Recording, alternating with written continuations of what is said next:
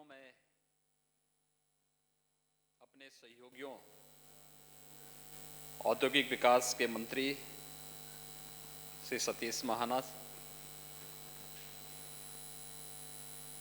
हमारे प्रदेश के एमएसएमई और एक्सपोर्ट प्रमोशन के मिनिस्टर श्री सिद्धार्थनाथ सिंह, हमारे अर्बन डेवलपमेंट के मिनिस्टर श्री आशुतोष टंडन समेत अपने सभी पूरी टीम की ओर से आप सबका हृदय से स्वागत करता हूं।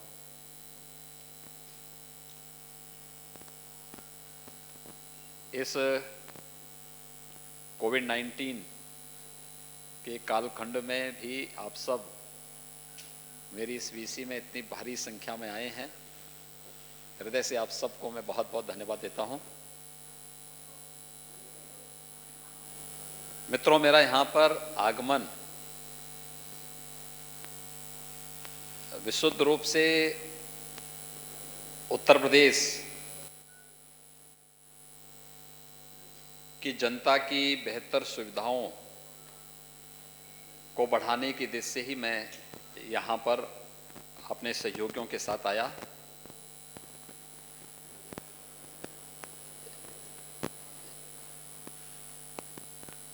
आज यहाँ पर बीएससी में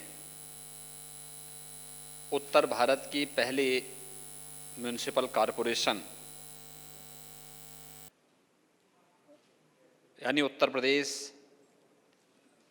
के लखनऊ नगर निगम का म्युनिसिपल बॉन्ड हम लोगों ने जारी किया है और उसे जारी करने के लिए ही मुझे यहाँ पर आज मुंबई में जो बेल रिंगिंग सेरेमनी का आयोजन था उस कार्यक्रम में सहभागी होना था। लेकिन इस आयोजन के साथ ही ये हमारे लिए एक ऐतिहासिक आयोजन है, क्योंकि यह उत्तर भारत के किसी म्युनिसिपल कॉरपोरेशन के द्वारा जारी किया गया पहला बॉन्ड है। नगर निकायों की कार्यपद्धति में रिफॉर्म की दिशा से अगर देखा जाए तो एक क्रांतिकारी कदम ये है। इससे न केवल इंफ्रास्ट्रक्चर डेवलपमेंट में मदद मिलेगी बल्कि जनता को बेहतर सुविधा उपलब्ध कराने की शासन की प्रतिबद्धता को भी आगे हम बढ़ा पाएंगे। उत्तर प्रदेश की बात मैं करूं तो ये बहुत महत्वपूर्ण है कि उत्तर प्रदेश का मैं पहला सीएम हूं जो बीएससी में आकर के किसी अपने संस्थान के बॉन्ड जारी कराने के लिए वहां पर आया हो, और इसलिए ये मेरे लिए भी और उत्तर प्रदेश की 24 करोड़ जनता के लिए भी आज का क्षण वहाँ के इंफ्रास्ट्रक्चर डेवलपमेंट के लिए और जनता की बेहतर बुनियादी सुविधाओं की दिशा से बहुत महत्वपूर्ण दिन है, और इसके लिए मुझे यहाँ पर आना था। इस आयोजन में मैं सहभागी बना ही साथ अन्य आयोजन और अन्य कार्यक्रमों को भी इसके साथ में समेट लूँ, इसीलिए मुझे आज यहाँ पर आना पड़ा। उत्तर प्रदेश के अंदर जो हमारे अन्य कार्यक्रम चल रहे हैं उन कार्यक्रमों को आगे बढ़ाने की दिशा में भी हम लोगों ने यहाँ पर इंटरैक्शन किए हैं, कुछ सिटिंग की हैं। इसमें खासतौर पर प्रदेश के अंदर एक तो जो कार्यक्रम हम लोगों ने प्रदेश के अंदर प्रारंभ किए हैं, पिछले 3 वर्षों के दौरान उत्तर प्रदेश के अंदर निवेश की जो संभावनाएं बढ़ी, इसका परिणाम है कि 3 लाख करोड़ रुपए से अधिक का निवेश प्रदेश के अंदर हुआ है। तो अपने उन निवेशकों और उद्यमियों के साथ उत्तर प्रदेश में तो हम संवाद बनाते ही हैं, मुंबई में भी उन लोगों के साथ एक संवाद बनाने का एक अवसर मुझे प्राप्त हुआ और वे उत्तर प्रदेश के अंदर बेहतर कानून व्यवस्था की स्थिति, शासन की कार्यपद्धति में जो पारदर्शिता और जो शुचिता प्रदेश के अंदर आई है, उसके लिए और अधिक निवेश करने के इच्छुक हैं और इस दिशा से उन लोगों से हमारी काफ़ी अच्छी चर्चाएं यहाँ पर अलग अलग फील्ड से जुड़े हुए जो निवेशक हैं, जो उद्यमी हैं, उन सब के साथ यहाँ पर आज हुई है। दूसरा कार्य प्रदेश के अंदर, उत्तर प्रदेश के अंदर हम लोग एक वर्ल्ड क्लास की फिल्म सिटी के निर्माण की कार्रवाई को आगे बढ़ा रहे हैं और फिल्म जगत से जुड़े हुए बहुत सारे जो निर्माता हैं, निर्देशक हैं, इस फील्ड में कार्य करने वाले जो एक्टर हैं या इसके विभिन्न पक्षों के जानकार हैं, उन सब के साथ भी हमारी व्यक्तिगत रूप से भी और सामूहिक रूप से भी चर्चा हुई है। ये फिल्म सिटी हम लोग एनसीआर में नोएडा के पास यमुना अथॉरिटी में बना रहे हैं। एशिया का सबसे बड़ा airport Noida international greenfield airport का निर्माण हम लोग जेवर में करने जा रहे हैं और उससे 6 किलोमीटर की दूरी पर 1000 एकड़ से अधिक क्षेत्रफल में हम लोग इस नई फिल्म सिटी का निर्माण करने जा रहे हैं। ये फिल्म सिटी दिल्ली से आधे किलोमीटर की दूरी पर, जेवर एयरपोर्ट से 6 किलोमीटर की दूरी पर, मथुरा वृंदावन की दूरी यहाँ से मात्र आधे घंटे के अंदर पूरी की जा सकती है और मथुरा वृंदावन की दूरी यहाँ से यानी आगरा की दूरी यहाँ से 1 घंटे के अंदर पूरी की जा सकती है। प्रदेश की राजधानी लखनऊ में जाने का बेहतर साधन एक्सप्रेसवेज भी है और एयर कनेक्टिविटी भी यहाँ से प्राप्त होगी। प्रदेश के अंदर और देश के अंदर हर एक ओर से जोड़ने के लिए एक बेहतर साधन यहाँ पर होगा और जो रुचि वहाँ पर दिखाई है फिल्म जगत की हस्तियों ने, वह बहुत एक अच्छा साइन है। मैं इसके लिए उन सभी को हृदय से उनका अभिनंदन करता हूँ, सबका धन्यवाद भी करता हूँ। प्रदेश के अंदर जो चौथा जो कार्य हम लोग वहाँ पे करने जा रहे हैं वह है 2018 में जब उत्तर प्रदेश का पहला इन्वेस्टर समिट हुआ था। इस इन्वेस्टर समिट कार्यक्रम के तहत प्रदेश के अंदर जो निवेश प्रदेश के अंदर हो रहा था, उसके साथ ही आदरणीय प्रधानमंत्री मोदी जी ने उत्तर प्रदेश के लिए एक डिफेंस मैन्युफैक्चरिंग कॉरिडोर की घोषणा की थी। डिफेंस मैन्युफैक्चरिंग कॉरिडोर के लिए प्रदेश के अंदर 6 नोड्स तैयार किए गए थे।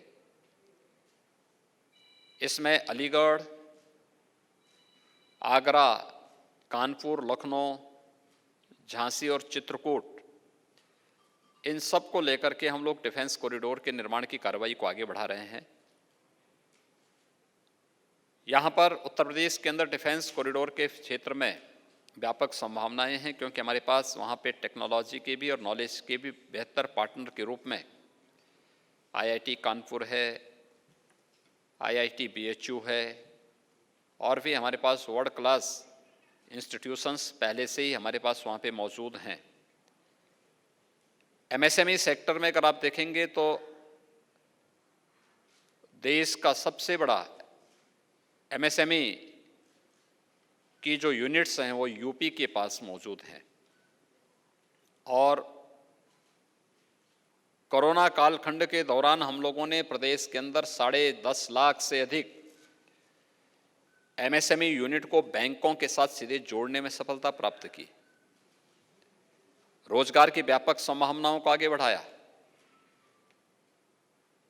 एक्सप्रेसवेज का जो एक इंफ्रास्ट्रक्चर प्रदेश के अंदर क्रिएट हुआ है या हो रहा है, ये उत्तर प्रदेश के इंफ्रास्ट्रक्चर डेवलपमेंट के लिए एक बहुत बड़ी उपलब्धि है। स्वाभाविक रूप से जो व्यापक संभावनाएं उत्तर प्रदेश के अंदर मौजूद हैं, उन सब में अभिवृद्धि करने और उसके माध्यम से प्रदेश के अंदर अधिक से अधिक निवेश करने और प्रदेश की 24 करोड़ जनता के जीवन में व्यापक खुशहाली लाने के साथ ही उत्तर प्रदेश देश के अंदर आदरणीय प्रधानमंत्री जी के 5 ट्रिलियन US डॉलर की इकोनॉमी बनने में भी उत्तर प्रदेश अपनी भूमिका को प्रभावी ढंग से योगदान दे सके, इस दिशा से प्रदेश सरकार के द्वारा ये सभी प्रयास प्रारंभ किए जा रहे हैं। हमें जनता की बेहतर सुविधा भी देनी है, हमें उसे कोविड-19 जैसी बीमारियों से बचाने में भी योगदान देना है, हमें जनता के मनोरंजन और ज्ञानवर्धन के कार्यक्रम के लिए फिल्म सिटी के निर्माण की कार्रवाई को भी आगे बढ़ाना है। क्योंकि हम लोग जहाँ पे जेवर में हमारा इंटरनेशनल एयरपोर्ट बन रहा है, वहाँ पे फिल्म सिटी ही नहीं बन रही है, वहाँ पे एक फिनटेक सिटी भी बन रही है और वहाँ पे हम एक इलेक्ट्रॉनिक सिटी भी का भी निर्माण करने जा रहे हैं। वर्ल्ड क्लास सिटी होंगे और इन सब के निर्माण की कार्रवाई को युद्ध स्तर पर आगे बढ़ाने का कार्य प्रदेश सरकार ने बढ़ाया है। तो स्वाभाविक रूप से इसमें देश के अंदर अलग अलग स्थानों पर हम लोगों की विजिट हो रही है। कोरोना कालखंड में आदरणीय प्रधानमंत्री जी के नेतृत्व में उत्तर प्रदेश एक सुरक्षित स्थिति में है। कोरोना की पॉजिटिविटी या फिर कोरोना से होने वाली मौतों के आंकड़ों को CFR को भी पूरी तरह नियंत्रण करने में प्रदेश को सफलता प्राप्त हुई। हर एक व्यक्ति की निःशुल्क जांच, हर एक व्यक्ति के लिए भोजन की व्यवस्था, हर एक व्यक्ति के लिए निःशुल्क स्वास्थ्य की सुविधा, कोरोना से बचाव के पूरे उपाय और इतनी बड़ी आबादी को सुरक्षित करने के साथ ही अब अधिक से अधिक निवेश हो और निवेश के माध्यम से भारत की इकोनॉमी को 5 ट्रिलियन US डॉलर की बनाने के लिए हम इस अभियान को आगे बढ़ा सकें, इस दिशा से ये कार्यक्रम आगे बढ़ रहे हैं। मैं आप सबको हृदय से धन्यवाद दूंगा कि आप सब कोरोना कालखंड में भी हमारे इस कार्यक्रम के बड़े उत्सुक बने रहे और आज मेरी इस PC में भी यहाँ पर उपस्थित हुए हैं। मुझे संक्षेप में आपको ये जानकारी देनी थी, इसलिए मैं आप सबको एक बार फिर से हृदय से धन्यवाद देता हूँ। एक मिनट, ये बहुत सारे हैं। Okay, there is one lady, let's give her a chance. या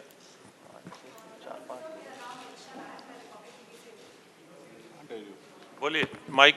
हाँ जी, हाँ। और वहीं पर अब जो फिल्म इंडस्ट्री को क्या आप मुंबई से उत्तर प्रदेश ले जाना चाहते हैं, क्योंकि इसी विषय पर खुद महाराष्ट्र के मुख्यमंत्री उद्धव ठाकरे ने साफ तौर पर कहा है कि वो राज्य के कारोबार को ले जाने नहीं देंगे। और सर, इसी से जुड़े जो बॉलीवुड में ड्रग माफिया को लेकर भी बातचीत हो रही है, इस पर क्या कहेंगे? देखिए, कोई किसी चीज को लेके नहीं जाता है। ऐसा तो है नहीं कि किसी का कोई पर्स हो और कोई निकाल करके लेके चला जाए। ये तो एक खुली प्रतिस्पर्धा है जो सुरक्षा का माहौल दे सके, बेहतर सुविधा दे सके। सबसे बड़ी बात यह है कि सामाजिक सुरक्षा, और सामाजिक सुरक्षा के साथ साथ उस प्रकार का वातावरण जिस वातावरण में हर व्यक्ति कार्य कर सके, कोई भेदभाव किसी के साथ न हो। एक भारत श्रेष्ठ भारत की इस परिकल्पना को साकार करने के लिए और आज की आवश्यकता के अनुरूप उस प्रकार का माहौल देने की आवश्यकता है। मुंबई फिल्म सिटी मुंबई में काम करेगी।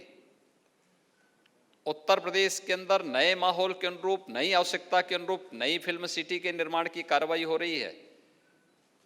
स्वाभाविक रूप से इस फील्ड के जो भी विशेषज्ञ हैं, जो दिग्गज हैं, उनके अनुभव का लाभ लेना, उनके अनुभव के माध्यम से, उनके सुझावों के माध्यम से उस प्रकार की सुविधा देना और उस सुविधा के माध्यम से किस प्रकार का मॉडल हम वहाँ पे खड़ा करें कि हम उसको केवल एक क्षेत्र विशेष के लिए न बना करके एक वर्ल्ड क्लास फिल्म सिटी के रूप में डेवलप कर सकें।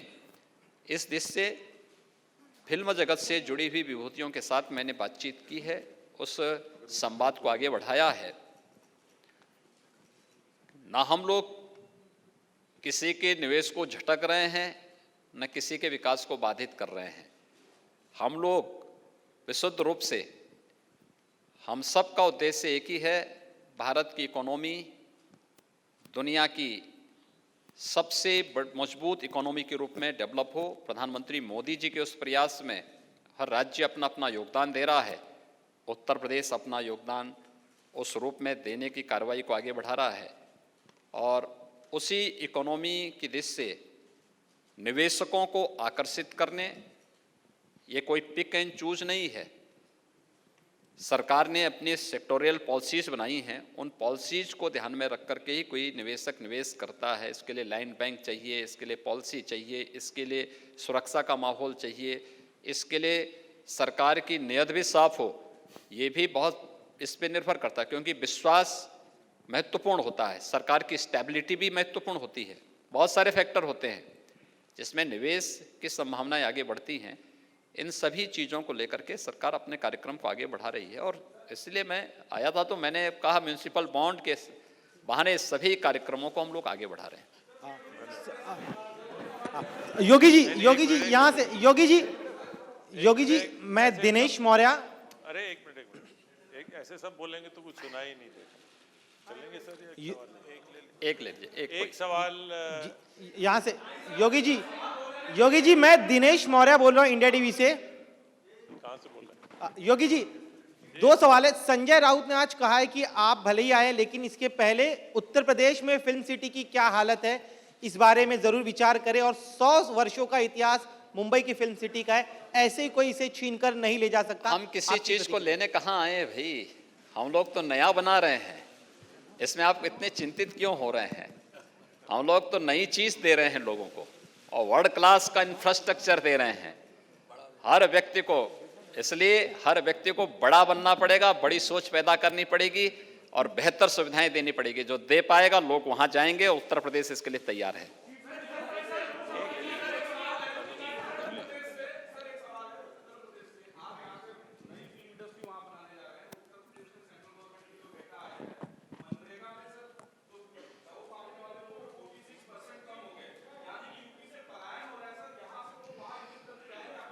उत्तर प्रदेश से पलायन नहीं हुआ। उत्तर प्रदेश की आबादी आप जान रहे हैं? नहीं, उत्तर प्रदेश की आबादी आप जान रहे हैं कितनी है? उत्तर प्रदेश की आबादी 24 करोड़ है और 24 करोड़ की आबादी को हर प्रकार से निवेश, जॉब क्रिएशन के लिए और रोजगार के लिए भी इसीलिए सब किए जा रहे हैं। ये सभी प्रयास उसमें किए जा रहे हैं। हर व्यक्ति मनरेगा में ही काम नहीं करता है, उसके पास अपनी विशेषज्ञता होती है, अपनी रुचि होती है, अपने कार्यक्रम होते हैं। और उत्तर प्रदेश, याद रखना, कोरोना कालखंड के अंदर सबसे अधिक रोजगार और सबसे अधिक जॉब क्रिएटर स्टेट भी है। 1,25,00,000 लोगों को उत्तर प्रदेश ने अपने यहाँ इस दौरान जॉब दी हैं और इसको हम लोगों ने किया है। इसलिए उन कार्यक्रमों को लेकर के हम बहुत तेजी के साथ आगे बढ़ रहे हैं और मुझे लगता है कि ये कार्यक्रम बहुत बेहतर तरीके से आगे बढ़ेंगे। चीफ मिनिस्टर सर, दो सवाल भैया। सबसे पहला सवाल ये है सर, आप आज काफी इंडस्ट्रियलिस्ट से यहाँ पे मीटिंग भी की आपने। एक आप हमें बता सकते हैं कौन से टॉप इंडस्ट्रियलिस्ट है, किस तरीके का इन्वेस्टमेंट आपसे कमिट किया गया है, कौन से सेक्टर्स है? और दूसरा सवाल सर, आप फिल्म सिटी यूपी में एस्टैब्लिश कर रहे हैं, किस तरीके का इंसेंटिव स्कीम दिया जाएगा ताकि वहां पे भी अट्रैक्ट हो सके? पब्लिक डोमेन में सारी चीजें सामने आ चुकी हैं। यहाँ पे मैंने आपको पहले भी बताया है कि प्रदेश के अंदर हमारे पास अलग अलग सेक्टर में हम लोगों ने सेक्टोरियल पॉलिसीज बनाई हैं। उन पॉलिसीज के अंतर्गत हर निवेशक आकर के वहाँ पे निवेश कर सकता है और निवेश कर रहा है।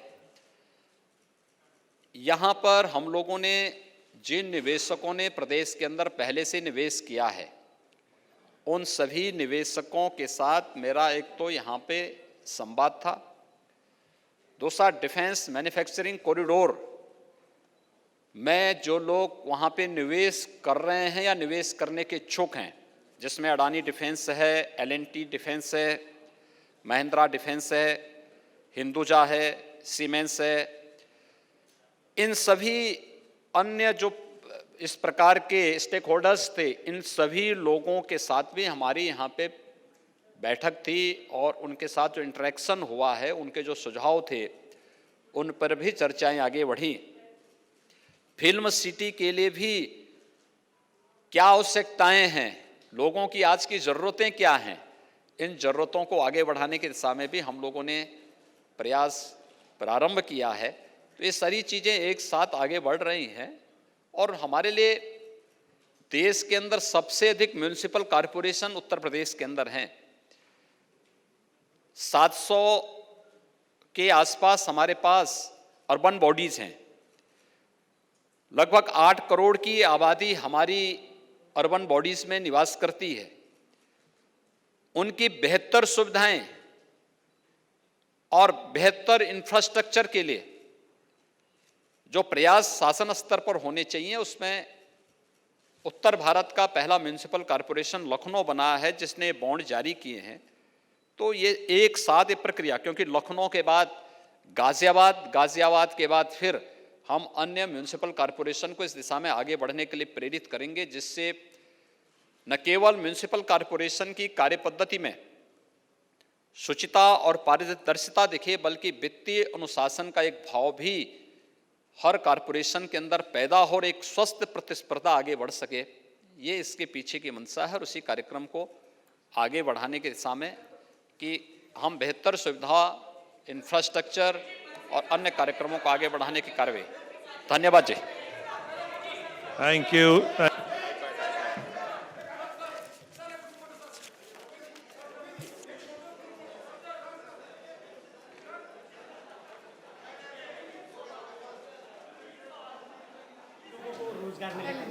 बहुत मैं कुछ खाया भी नहीं सुबह से। हाँ चलो चलो चलो, एक सेकंड लेकिन आप लोग कितने को ये पता नहीं यार, मैं इसका चेयरमैन हूँ, तो वो सोच रहे मैं कलाकार के तौर पे हूँ। एक सेकंड फिर से लेते हैं, कट कर, मैं ध्यान और ये भी कर लेंगे साथ। रेडी। सीएम जी के साथ मीटिंग में आप यहाँ पे प्रेजेंट, और आप जो है चेयरमैन भी, जैसा कि आपने कहा, अब क्या कुछ मीटिंग में बातें हुई, क्या कुछ कहना चाहेंगे सर आज के? देखिए, योगी आदित्यनाथ जी फिल्म सिटी बनाने के लिए बहुत गंभीर हैं और इसी सिलसिले में हर एक्सपर्ट से, हर स्पेशलिस्ट से बात कर रहे हैं कि स्टूडियो कैसा होना चाहिए, उसमें क्या सुविधाएं होनी चाहिए, क्या फैसिलिटी होनी चाहिए। और मुझे लगता है हर एक को हक है, ये अधिकार है कि वो अपने लोगों को रोज़गार दे और अपने प्रदेश को और बेहतर करे, डेवलप करे। इसी कड़ी में योगी जी भी काम कर रहे हैं। क्यों राजनीति हो रही है फिल्म सिटी को लेकर? फिल्म सिटी को लेके मुझे लगता है राजनीति कोई नहीं कर रहा है। अंत में देखिएगा सबका सहयोग मिलेगा, क्योंकि सब लोग इस चीज़ को मानते हैं कि सबको रोज़गार उन्हीं के गांव में, उन्हीं के मोहल्ले में मिल जाए तो लोगों को भागना ना पड़े। लोग दुबई तक, जद्दा तक, वहाँ तक कुएँ जाते हैं। देखिए आबू धाबी जाते हैं, वहाँ अच्छे पढ़े लिखे लोग वहाँ जाके कोई बकरी चरा रहा है, कोई ऊँट चरा रहा है। तो अगर उनको यहीं पे रोज़गार मिल जाए तो क्यों जाए? किसको अच्छा लगता है अपना घर आंगन छोड़ के जाने के लिए? जिस तरह से एमएनएस ने पोस्टर्स लगाए योगी जी के बारे में, आपत्तिजनक शब्दों का इस्तेमाल हुआ, उद्धव ठाकरे और जो सरकार है वो लगातार प्रश्न उठा रहे हैं कि बॉलीवुड को शिफ्ट करने की कोशिश की जा रही है। आपको क्या लग रहा है, क्या डर है इस सरकार में? देखिए, बॉलीवुड कहीं शिफ्ट नहीं हो रहा, मुंबई की फिल्म सिटी कहीं नहीं जा रही। इसका एक अलग इम्पोर्टेंस है, वो रहने वाली है। मैं तो समझता हूँ कि जितनी आबादी है पॉपुलेशन के हिसाब से मुंबई में फिल्म सिटी और बननी चाहिए, है ना। और मुंबई के पास अपनी फिल्म सिटी है, हैदराबाद के पास अपनी फिल्म सिटी है, चेन्नई के पास भी है, उत्तर प्रदेश के पास एक भी स्टूडियो नहीं है। तो वो अपने लोगों के लिए, रोज़गार के लिए चिंतित है। इसी कड़ी में वो स्टूडियो का निर्माण कर रहे हैं। तो ये कोई मुकाबले के लिए नहीं हो रहा है, कोई उत्तर प्रदेश वालों की फिल्म सिटी नहीं कहलाएगी। वहाँ बंगाली फिल्म की शूटिंग भी होगी, कन्नड़ भी होगी, तेलुगु भी होगी और मराठी फिल्मों की भी शूटिंग होगी और मुंबई वाली में भी खूब शूटिंग होगी। कहाँ कुछ जा रहा है। सर आप चेयरमैन हैं सर, तो क्या क्या फैसिलिटी अवेलेबल होने वाली है वहाँ पर, एंड लोग जाएंगे तो उनके अनुसार, आपके अनुसार क्या क्या फैसिलिटी अवेलेबल रहेगी? देखिए हमारे फिल्म वाले वहीं जाएंगे शूटिंग करने जहाँ उनको फैसिलिटी अच्छी मिलेंगी। तो पूरा इसमें स्टडी कर रहे हैं, अध्ययन कर रहे हैं और हैदराबाद फिल्म सिटी लोगों को बहुत पसंद है, फिल्म वालों को। लेकिन ये फिल्म सिटी उससे भी अच्छी बनानी पड़ेगी, तभी इतना दूर आएंगे चल के फिल्म वाले। राजेश, आपको लगता है कि इस तरह की फैसिलिटी पहले से उपलब्ध होती, आप जैसे कलाकार मुंबई तक नहीं आते और वहीं पर अपनी रोजी ढूंढ लेते हैं? बिल्कुल, अपने महाराष्ट्र के बड़े बड़े नेता ये कहते भी हैं कि यूपी की पिछली सरकारें और बिहार की सरकारों ने लोगों को रोज़गार नहीं दिया, सब भाग भाग के हमारे सर पे आके बैठते इधर आके। काश वहाँ के मुख्यमंत्री भी अच्छा काम करते तो लोगों को इतनी दूर आना नहीं पड़ता। तो अब एक मुख्यमंत्री आए हैं जो वहाँ के लोगों को रोज़गार दे रहे हैं, तो भी दिक्कत क्या है। सर एक आप अपने अंदाज में कुछ ना कुछ कहते रहते हैं, तो आपके अंदाज में अगर आप एक आखिरी सवाल। देखो संजय राउत मतलब ज़बरदस्ती वो कठोर बने रहते हैं, वो कठोर हैं नहीं, बहुत नरम और मुलायम आदमी है। संजय राउत से मेरी बात हुई है, वो इस बात से खुश हैं कि सबको रोज़गार मिलेगा, हाँ, अनएम्प्लॉयमेंट ख़त्म होगी, है कि नहीं? इस बात से कौन इनकार कर सकता है।